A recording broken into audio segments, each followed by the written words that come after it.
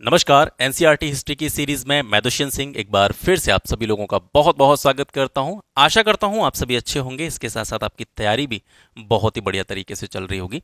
NCERT history class 6 chapter number 10 आज हम discuss करने वाले हैं। इस चैप्टर के बाद में इसका एक चैप्टर और बचेगा और इसी के साथ आपकी एनसीईआरटी क्लास 6 की हिस्ट्री की बुक यहाँ से कंप्लीट हो जाएगी।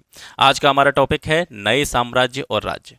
आज इस अध्याय में हम विशेष रूप से बात करने वाले हैं प्रशस्तियों के बारे में। सबसे पहले जानेंगे कि प्रशस्ति होती क्या है, इसको किस तरीके से परिभाषित करते हैं, इसका मतलब क्या है, और इस अध्याय में हम इन प्रशस्तियों से जिन राजा और राज्यों के बारे में जो इन्फॉर्मेशन मिलती है उसके बारे में डिस्कशन करेंगे।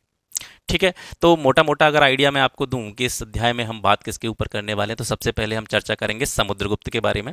हम ये जानेंगे कि समुद्रगुप्त का एम्पायर कहाँ से कहाँ तक था, इसकी राज्य की सीमाएं कहाँ कहाँ तक थीं। इसके अलावा समुद्रगुप्त ने किन किन राजाओं को हराया था उसके बारे में बात करेंगे। थोड़ी बहुत जानकारी हर्षवर्धन के बारे में भी इस चैप्टर में दी गई है, उसको भी देखेंगे। इसके अलावा पल्लव और चालुक्य राज्यों के बारे में जो थोड़ी बहुत इंफॉर्मेशन इस चैप्टर में दी गई है उसको आप सभी लोगों के साथ में साझा करेंगे। तो चलिए स्टार्ट करते हैं। सबसे पहले बात करते हैं प्रशस्ति के बारे में। देखिए, ये प्रशस्ति जो शब्द है ये देख के ही आपको थोड़ा सा आइडिया लग रहा होगा। प्रशस्ति प्रशंसा, ठीक है। तो प्रशस्ति का जो शाब्दिक अर्थ होता है वो होता है प्रशंसा। ये भी एक तरह के अभिलेख होते हैं। ये ऐसे अभिलेख होते हैं जो उस टाइम के जो भी कवि हुआ करते थे, जो भी लेखक हुआ करते थे, वो जिन राजाओं के दरबार में रहते थे उन राजाओं की प्रशंसा में उन कवियों के द्वारा, उन लेखकों के द्वारा जो अभिलेख रचे गए उनको क्या कहा जाता है? प्रशस्ति कहा जाता है। यहाँ पर ध्यान क्या रखना है कि प्रशस्ति जो होती थी विशेष रूप से राजा की प्रशंसा में वो रचित की जाती थी, प्रशंसा में ही उसको लिखा जाता था। तो यहाँ सबसे पहले इस क्रम में आती है समुद्रगुप्त की प्रशस्ति, जिसको प्रयाग प्रशस्ति के नाम से जाना जाता है। हरिशेन का नाम आपने सुना होगा, ये पूछा गया क्वेश्चन है। हरिशेन जो थे समुद्रगुप्त के दरबारी कवि थे, ठीक है। हरिशेन कौन थे? समुद्रगुप्त के दरबारी कवि थे। और इस प्रयाग प्रशस्ति की रचना किसने की? हरिशेन ने की। और एक इंपॉर्टेंट पॉइंट आप ये भी याद रखेंगे कि जो प्रयाग प्रशस्ति की रचना हरिशेन के द्वारा की गई वो किस फॉर्म में की गई? वो काव्य रूप में की गई है। तो प्रयाग प्रशस्ति जो है वो किस फॉर्म में लिखी गई है? काव्य रूप में लिखी गई है। इसके अलावा समुद्रगुप्त की वंशावली की अगर बात करें तो वंशावली में देखेंगे इनकी माता का नाम कुमार देवी था, ठीक है। ये कुमार देवी वाला क्वेश्चन भी सर पूछा गया है। कभी कभी हम ये कह देते हैं कि ना 6 और 7th और 8th क्लास में क्या पढ़ के करेंगे, लेकिन मैंने अब तक आपको, ये 10वां चैप्टर चल रहा है, अब तक जितने भी चैप्टर्स पढ़ाए हैं तो वहाँ पर आपने देखा होगा मैंने कुछ ऐसे प्रश्नों को आपको बीच बीच में बताते चला हूँ मैं कि ये क्वेश्चन जो है ये पूछा गया। तो कुमार देवी यानी समुद्रगुप्त की जो माता थी, इनकी जो माँ थी, उनका नाम पूछा गया है यूपीपीसीएस में, ठीक है। तो याद रखेंगे। वंशावली की जानकारी के ऊपर बात कर रहे हैं हम। माता इनकी कुमार देवी थी। ये किस गढ़ से संबंधित थी? ये लिच्छवी गढ़ से संबंधित थी। अब आप ये मत कहना कि गढ़ क्या होता है, संघ क्या होता है, इसके ऊपर भी पहले चर्चा की जा चुकी है। तो माता का नाम कुमार देवी, ये लिच्छवी गढ़ से संबंधित थी। पिता थे इनके चंद्रगुप्त, ठीक है। इन्होंने महाराजाधिराज की उपाधि धारण की थी।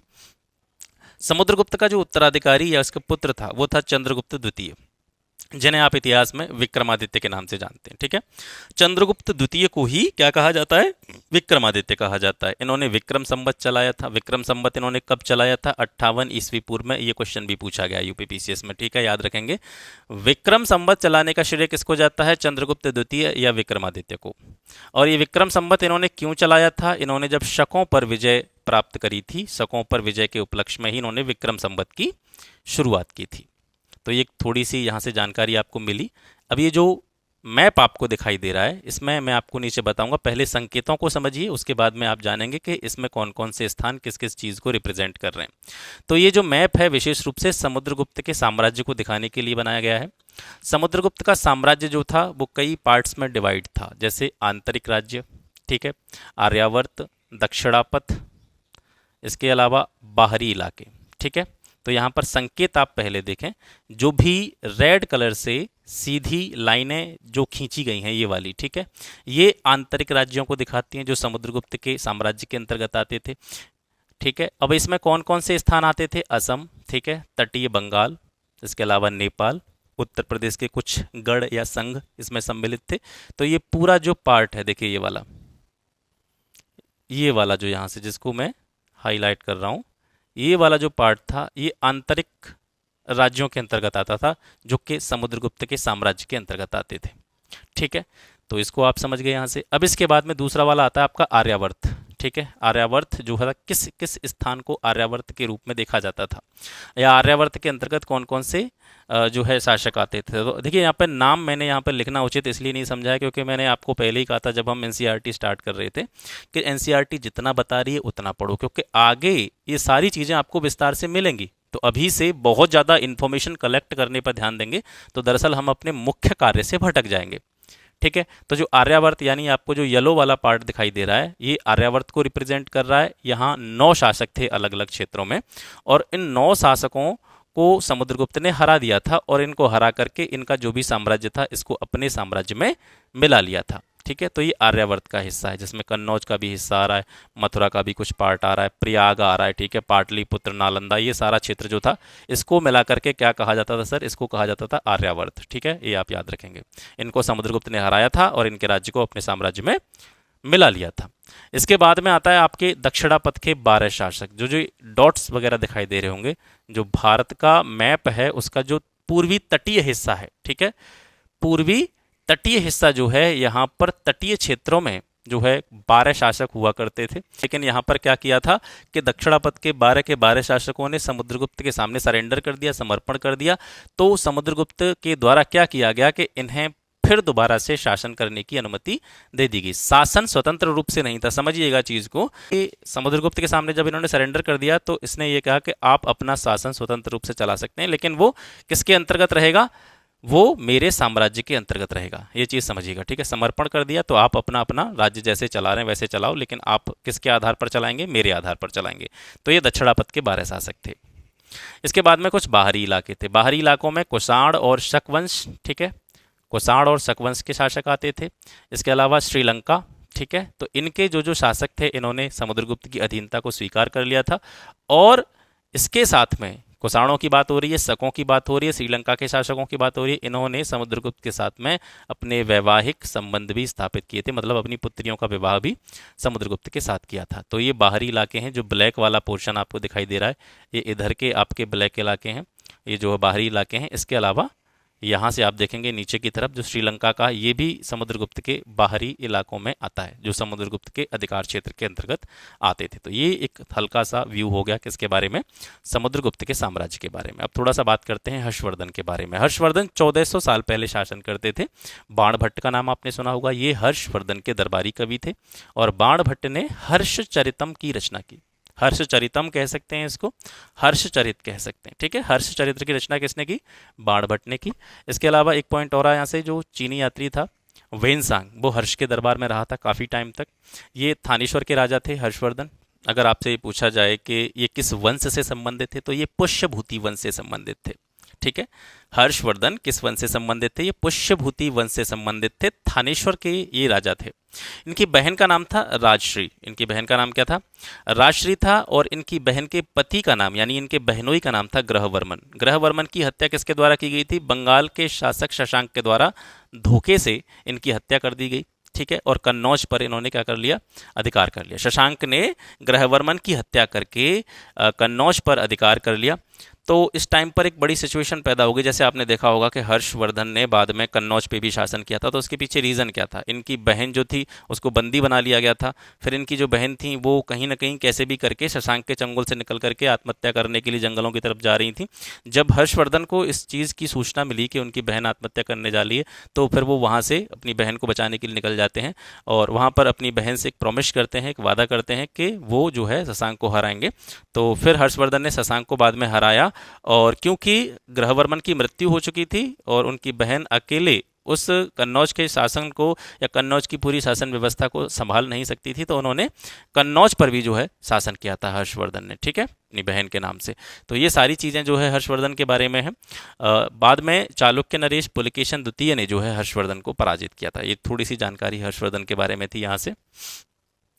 अब इसके बाद में बात करते हैं पल्लव, चालुक्य और पुलकेशन द्वितीय की प्रशस्तियों के बारे में, ठीक है। तो सबसे पहले पल्लवों की राजधानी हुआ करती थी कांचीपुरम, ठीक है। तो इनका जो साम्राज्य फैला हुआ था पल्लवों का, वो कांचीपुरम से लेकर के कावेरी के डेल्टा तक था।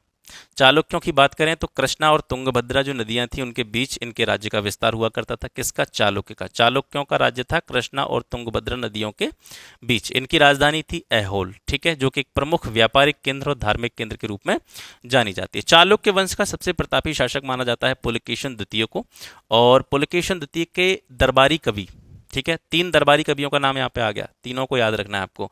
दरबारी कवि थे इनके रवि कीर्ति। तो रवि कीर्ति ने पुलकेशन द्वितीय की प्रशंसा में एक प्रशस्ति की रचना की, जिससे पुलकेशन द्वितीय के बारे में जानकारी मिलती है, ठीक है। पल्लव और चालुक्य जो थे, जिनके बारे में अभी हम बात कर रहे हैं, पल्लव और चालुक्य, आगे चल करके इनको राष्ट्रकूट और चोल वंश के शासकों ने क्या कर दिया था? समाप्त कर दिया था, याद रखेंगे। प्रशासन या एडमिनिस्ट्रेशन की बात करते हैं। इस टाइम पर जितने भी शासकों के बारे में हम बात कर रहे हैं, चाहे हर्षवर्धन हो, चाहे समुद्रगुप्त हो, चाहे पल्लव चालुक्य, इनकी जो प्राथमिक इकाई हुआ करती थी एडमिनिस्ट्रेशन में, वो गांव थी। यानी सबसे छोटी इकाई किसको माना जाता था? गांव को माना जाता था। कुछ जो एडमिनिस्ट्रेटिव पोस्ट होती थी, प्रशासकीय पद होते थे, वो आनुवंशिक होते थे, ठीक है। जिसका एक उदाहरण ये देखने को मिलता है कि जो हरिशेन थे, ठीक है, हर्षेण अपने पिता की तरह महादंड नायक थे। एक पद हुआ करता था इस टाइम पर एडमिनिस्ट्रेशन का, महादंड नायक, ठीक है। तो इनके हर्षेण के जो पिता थे वो भी महादंड नायक थे, और इसी तरीके से हर्षेण भी महादंड नायक थे। इनको महादंड नायक का पद मिला हुआ था। इसके अलावा हर्षेण को कुछ अन्य पद भी दिए गए थे, जैसे कुमारामात्य और संधि विग्रहिक। कुमारामात्य क्या होता था? ये प्रशासन का एक कह सकते हैं महत्वपूर्ण मंत्री होता था, जिसको आप आज के प्रधानमंत्री से रिलेट कर सकते हैं, ठीक है। यानी राजा के बाद में जो द्वितीय स्थान प्रधानमंत्री का, जो मंत्रियों का जो प्रधान होता था। इसके अलावा संधि विग्रहिक का पद भी ये था। संधि विग्रहिक का मतलब है जैसे कह सकते हैं बाहर के मामले, जैसे आज हमारा जो कह सकते हैं फॉरेन मिनिस्टर होता है, ठीक है, जिस तरीके से हमारा विदेश मंत्री होता है, वो अन्य राजाओं से या अन्य देश के जो भी राष्ट्राध्यक्ष होते हैं उनसे इन चीज़ों के बारे में बात करता है, पॉलिसीज़ के बारे में बात करता है, एक दूसरे से सहयोगात्मक रवैया अपनाने पर बात करता है। तो संधि विग्रहिक, संधि से जुड़ी हुई या आपस के राज्यों से जो भी कह सकते हैं जो भी अलायंस वगैरह होते थे, संधि वगैरह होती थी, उनसे जुड़ा हुआ पद भी हर्षेण को मिला हुआ था। एक टर्म आता है इसमें नगर श्रेष्ठी। नगर श्रेष्ठी कौन होता था इस टाइम पर? ये मुख्य बैंकर का काम करता था, प्रमुख बैंकर के रूप में इसको जाना जाता है। सार्थवाह वाला ये टर्म है, पूछा गया है पीसीएस में, याद रखिएगा।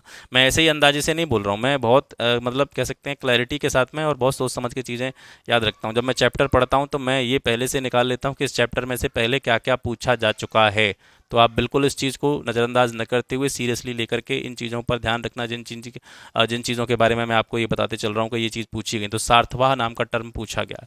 सार्थवाह क्या होता था? ये व्यापारी जो होते थे उनका जो काफिला होता था, उसका मुखिया होता था, उसको क्या कहा जाता था? सार्थवाह कहा जाता था। एक टर्म आता है आपका प्रथम कुलिक, ये शिल्पियों का प्रमुख होता था, मुख्य शिल्पकार इसको कहा जाता है। भूमिकर जो है इस पूरे शासन अवधि के दौरान जो है वो बना रहा था। भूमिकर भी लगातार किसानों से वसूला जाता रहा था। सेना के ऊपर अगर बात करें तो सेना इस टाइम पर सुसंगठित होने लगी थी। सेना में हाथी होते थे, रथ होते थे, घुड़सवार होते थे, पैदल सिपाही, ये सारी चीज़ों को मिलाकर के एक सुसंगठित सेना का निर्माण किया जाता था। जो सेना नायक होता था, ठीक है, सेना को गाइड करने वाला जो मुख्य सेनापति जिसको हम बोल सकते हैं, वो जो सेना नायक होता था उसको रेगुलर सैलरी नहीं मिलती थी, नियमित वेतन नहीं मिलता था, ध्यान रखिएगा, ठीक है। इनको जो एक तरह से वेतन के रूप में क्या दिया जाता था? भूमि का दान कर दिया जाता था। राजा इनको एक भूखंड दे देता था कि भाई ये आपको जमीन दे दी, इस जमीन से आप कर वसूली कर सकते हो, टैक्स वसूल सकते हो, यही आपका वेतन है, ठीक है। तो जो सेना नायक थे वो, उनको आप ये मान सकते हैं कि वो उस टाइम के सामंत के रूप में कार्य करते थे, सेना का संचालन भी कर रहे हैं, इसके अलावा उनको जो भूमि दी गई है राजा के द्वारा, उससे जो टैक्स वसूली वो कर रहे हैं वेतन के रूप में, तो वो एक तरह से सामंत टाइप का काम उसका हो गया। तो सेनानायक जो थे वो सामंत भी हुआ करते थे, ठीक है। दक्षिण के राज्यों में कुछ सभाएं प्रचलित थीं, जैसे सभा, ये नाम ही है इसका, ठीक है।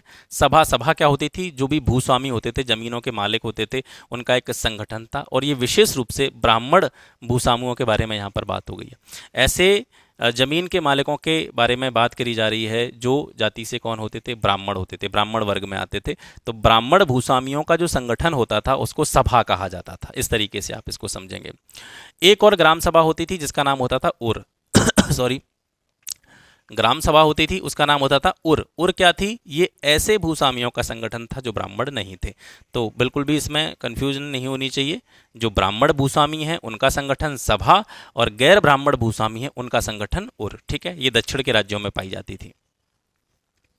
उस जमाने में आम लोग क्या करते थे, उनके बारे में इंफॉर्मेशन, उनके बारे में जानकारी कहाँ से मिलती है? तो उनके बारे में जानकारी के स्रोत हैं उस टाइम पर लिखे गए नाटक, उस टाइम पर लिखा गया लिटरेचर, साहित्य, और उस टाइम पर जो भी तीर्थयात्री आए थे उनके ग्रंथों में जो है सामाजिक जीवन किस तरीके का था, सांस्कृतिक जीवन किस तरीके का था, आम लोगों के बारे में जो जानकारी मिलती है, इन्फॉर्मेशन मिलती है, वो इन सारी चीज़ों से मिलती है।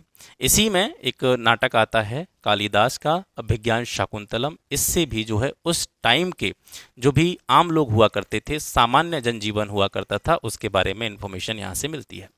राजा एवं ब्राह्मण उस टाइम पर संस्कृत भाषा का प्रयोग करते थे। अन्य लोग यानी जो आम लोग हुआ करते थे, इसके अलावा जो महिलाएं हुआ करती थी, वो प्राकृत लैंग्वेज को यूज़ करते थे अपने दैनिक जीवन में।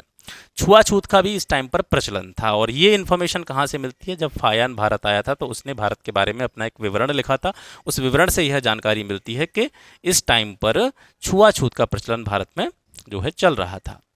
लास्ट में आके अपना लास्ट वाला सेक्शन अन्यत्र। जिस टाइम पर भारतीय उपमहाद्वीप में ये सारी चीज़ें हो रही थी, उस टाइम पर बाहर क्या हो रहा था? तो उस टाइम पर अरब जो था ये यातायात का एक प्रमुख केंद्र माना जाता था, एक बहुत बड़ा सेंटर माना जाता था। अरब व्यापारी और नाविकों ने भारत और यूरोप के बीच में समुद्री व्यापार बढ़ाने में बहुत महत्वपूर्ण भूमिका निभाई थी। यहाँ पर एक टर्म आता है बेदुइन, ये पूछा गया क्वेश्चन है, ठीक है, याद रखेंगे। पीसीएस में पूछा गया क्वेश्चन है बेदुइन। बेदुइन कौन होते थे? अरब में ऐसे इस टाइप के कबीले जो कि घुमक्कड़ प्रवृत्ति के हुआ करते थे। अरब के घुमक्कड़ प्रवृत्ति के कबीले जो हुआ करते थे उनको बेदुइन कहा जाता था। इसी टाइम के आसपास लगभग पैगंबर मोहम्मद साहब के द्वारा इस्लाम की शुरुआत की गई 1400 साल पहले। इनका जो प्रमुख ग्रंथ है वो क्या है? कुरान है। अगले 100 वर्षों में ये जो इस्लाम था उत्तरी अफ्रीका, स्पेन, ईरान और भारत में इसका प्रचार प्रसार हुआ। अरबों के द्वारा 1300 साल पहले सिंध, जो कि वर्तमान पाकिस्तान का क्षेत्र आता है, सिंध पर जो है विजय प्राप्त की गई। ठीक है, तो ये हो गया आज का सेशन। आशा करता हूँ आज का सेशन आपको अच्छा लगा होगा। इसके बाद में एक चैप्टर और बचा है क्लास 6 एनसीईआरटी हिस्ट्री का, और इसी के साथ में आपकी क्लास 6 की एनसीईआरटी हिस्ट्री की बुक कंप्लीट हो जाएगी। फिर सीधे हम 7th क्लास की तरफ बढ़ेंगे। आशा करता हूँ आप इन सभी चीज़ों को एंजॉय कर रहे होंगे, आपकी समझ में सारी चीज़ें बहुत अच्छी तरीके से आ रही होंगी। नोट्स जरूर बनाते चलिएगा, ठीक है, लिखते जरूर चलिएगा। अगर आप यूपी पीसीएस जैसे एग्जाम्स की तैयारी कर रहे हैं, तो अगर आप नॉर्मल एग्जाम्स की तैयारी कर रहे हैं तो फिर आपको नोट्स बनाने की ज़रूरत नहीं है। फिर आप किसी भी बुक को फॉलो कर सकते हैं, क्योंकि आपको फिर इतने विस्तार में जाने की ज़रूरत नहीं है। क्योंकि जहाँ पर भी डिस्क्रिप्टिव पेपर होता है, लिखने वाला परंपरागत रूप से जो हम लिखते हैं पेपर में, इस तरीके का एग्जाम अगर आपको देना है तो आपको नोट्स बनाने की आदत डालनी होगी। ठीक है, ये आप बिल्कुल दिमाग में रखिएगा चीज़ को, इसको आपको समझने की ज़रूरत है। लेकिन अगर आप ऐसा एग्जाम दे रहे हैं जो केवल ऑब्जेक्टिव बेस्ड पे होता है, तो उसमें आपको लिखने की ज़रूरत नहीं है, मतलब इतने विस्तार से नोट्स बनाने की आवश्यकता आपको नहीं है। तो ठीक है, आज के लिए बस इतना ही। मिलते हैं आपसे फिर एक नेक्स्ट वीडियो में एक नए टॉपिक के साथ में। तब तक के लिए नमस्कार, जय हिंद।